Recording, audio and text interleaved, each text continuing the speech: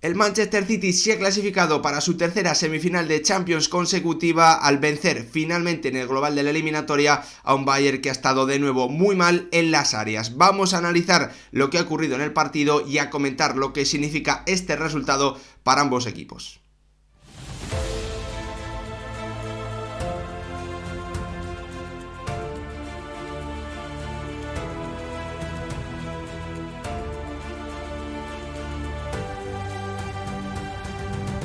¿Qué tal, futboleros, futboleras? ¿Cómo estáis? Bayern y Manchester City han empatado a 1 en Alemania, en el Allianz Arena, y por lo tanto el Manchester City ha hecho bueno el resultado de la ida, ese 3-0 que catapulta a los de Pep Guardiola a disputar su tercera semifinal de Champions consecutiva. Hace 2 temporadas perdió la final en Portugal frente al Chelsea, hace 2 temporadas cayó en los últimos minutos en el Santiago Bernabéu frente al Real Madrid, y vamos a ver si a la tercera va la vencida para el conjunto inglés, que va a tener una nueva oportunidad, que va a tener una nueva posibilidad de ganar su primera Champions League, pero para ello va a tener que ganar al gran favorito, lo va a tener que hacer frente a un Real Madrid que, bueno, no sé si ha mejorado con respecto a la temporada pasada, pero la sensación es que el Manchester City sí es un equipo más completo, un equipo que tiene ahora a un delantero centro capaz de marcar las diferencias en cualquier situación, en cualquier estadio y ante cualquier rival. Y además el conjunto de Pep Guardiola, con una versión diferente a lo habitual,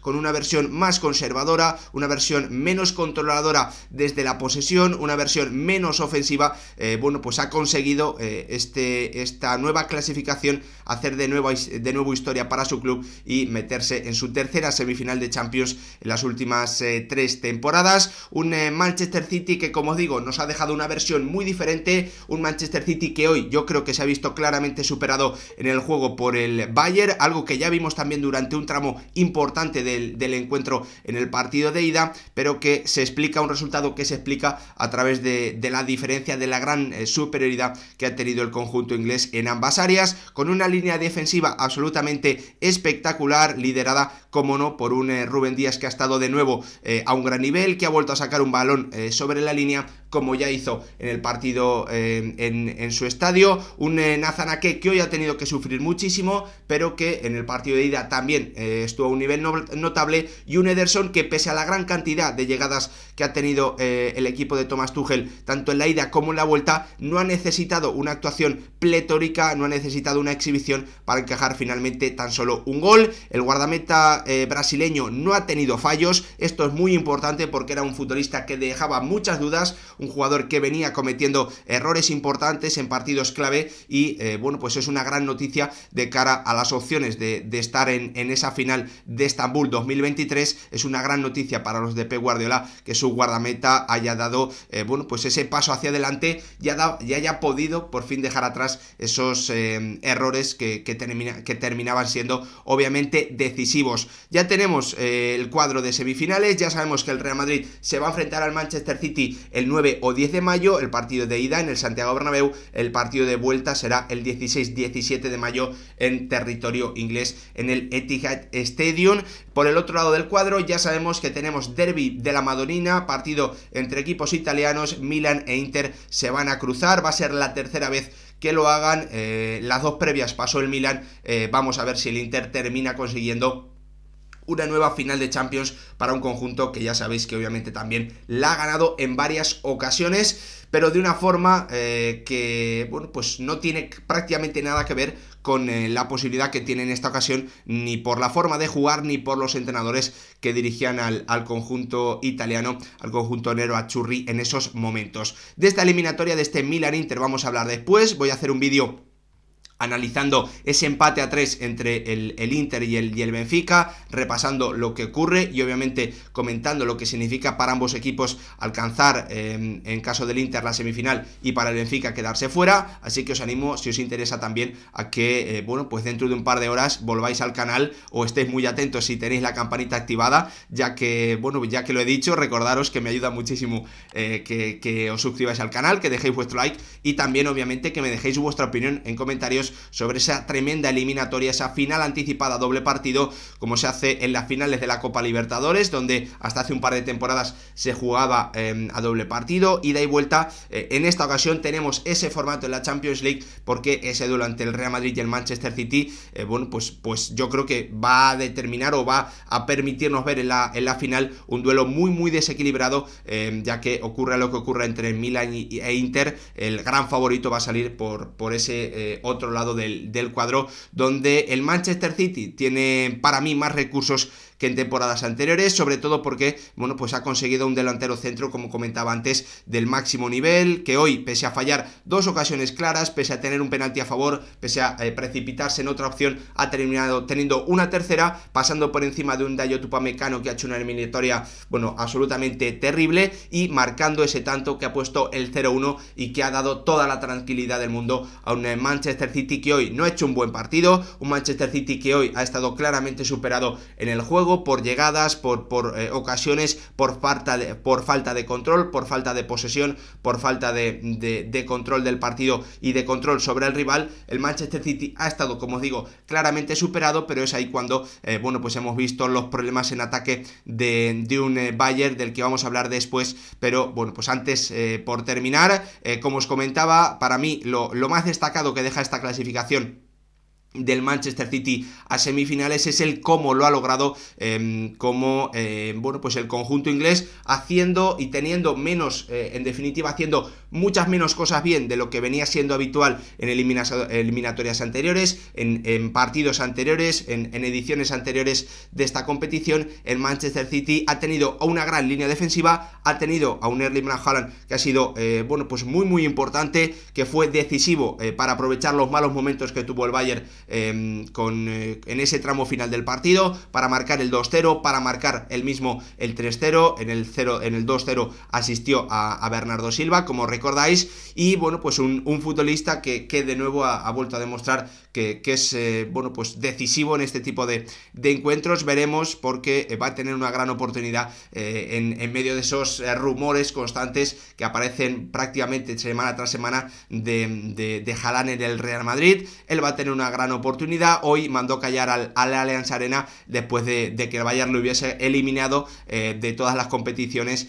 cada vez que se enfrentaban cuando estaba en el Borussia Dortmund, ¿no? Por lo tanto, un Manchester City diferente a lo habitual, un Manchester City más conservador, un Manchester City que ha estado más superado que en otras ocasiones, pero que pese a ello ha encontrado el gran nivel defensivo y el gran nivel en el área contraria para pasar y para ser muy superior en esta eliminatoria, al final 4-1 para los de Pep Guardiola. Una superioridad, una falta de nivel defensivo y ofensivo del Bayern que pues hay que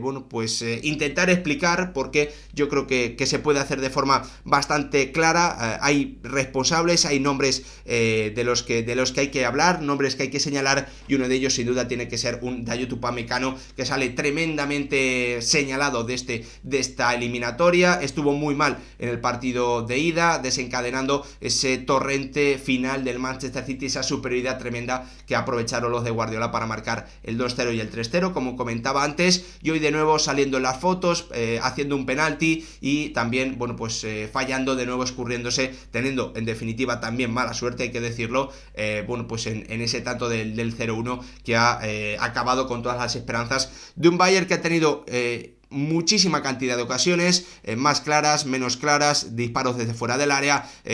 centros al área, rasos por arriba, remates. Ha tenido de todo el equipo de Thomas Tuchel, que hoy claramente ha ganado la partida táctica sobre Pep Guardiola, pero que no ha tenido acierto en las áreas. Un Bayern que ha fallado en ese nivel ofensivo y que ha tenido claramente a futbolistas señalados. Uno de ellos es un Leroy Sané, al que yo sinceramente no le recuerdo ningún gol importante en los últimos años. Si por favor recordáis alguno, decídmelo en comentarios. Yo sinceramente no lo recuerdo. Que ha tenido a un Kingsley Coman que ha sido el mejor futbolista de su equipo en ataque, a un Jamal Musiala que ha vuelto a asistir, que ha dejado buenos balones, pero al que tampoco le ha tenido ese poder goleador. Qué diferencia, ¿no? Si nos ponemos a mirar hace un par de temporadas con este Bayern, que salía a intercambiar golpes porque sabía que iba a terminar acertando más que el rival, ese equipo que se proclamó campeón de la Champions En Portugal también, en esa final a 4 con el COVID, pasando por encima del Barcelona, metiéndole una goleada histórica y bueno, pues ganando esa final ante el Paris Saint-Germain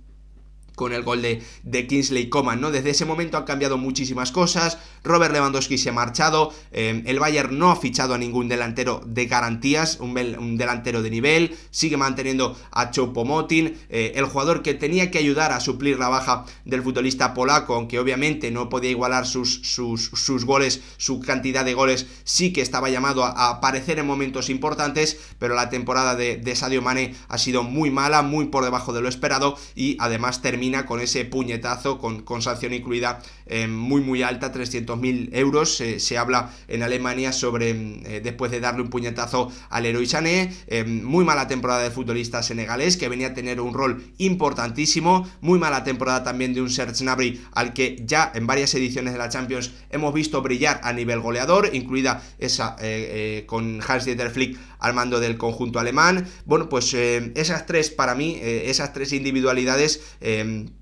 explican muy bien la falta de pegada, la falta de acierto del Bayern, ¿no? Esa falta de un recambio para Lewandowski, la mala temporada de Sadio Mané, la mala temporada de Gnabry y la falta